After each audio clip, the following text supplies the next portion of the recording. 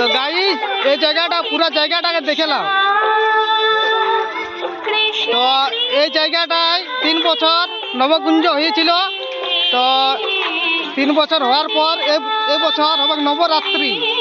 তো এই জায়গাটার নাম কি ভাই? না বলে এই জায়গাটার নাম কি?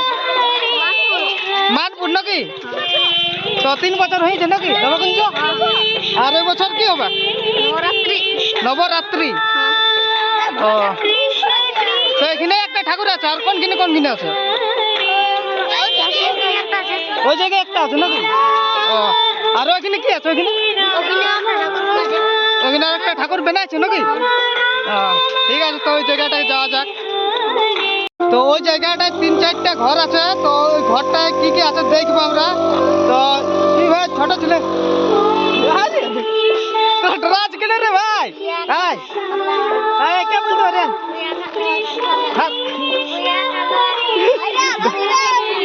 রাজ না রে? হ্যাঁ ওইখানে 2-3টা ঘর আছে না? তো ওইখানে কি আছে? মন্দির মানে ঠাকুর আছে কিছু নাকি? তো যা যাক চ।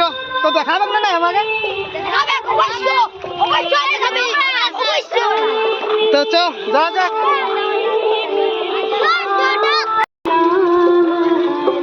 তো ঘরের একদম সামনে আমরা চলে এসেছি। তো এখানে কিছুগুলা ঠাকুর রয়েছে। তো ওই যে একটা ছেলে আগে আছে, তো ও জানে কোন কিনে আছে কোন কিনে নাই। তো যা যাক।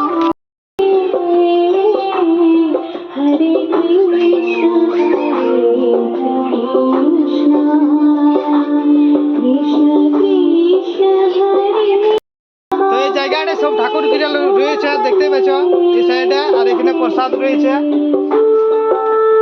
এখানে ঘরটা পুরো অন্ধকার দেখাচ্ছে, ওই জন্য দেখাচ্ছে নাই। তোরা কিছু বল রে? তোরা কিছু জানি না তো কিছু বল।